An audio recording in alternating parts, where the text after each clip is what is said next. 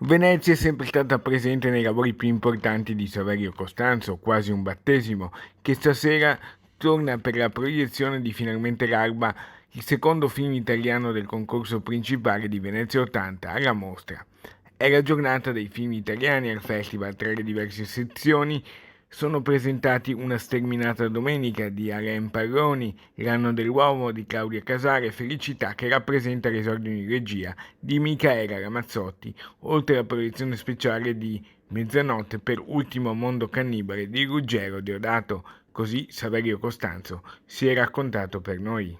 Questo parla della storia di questa giovane ragazza comparsa negli anni 50 a Roma che va a fare il provino per prendere parte ad un peplum, a un film egizio girato a Cinecittà e passerà la notte con un gruppo di attori americani, in notte in cui perderà, diciamo, l'incoscienza dell'adolescenza e diventerà una donna. Com'è nata questa passione?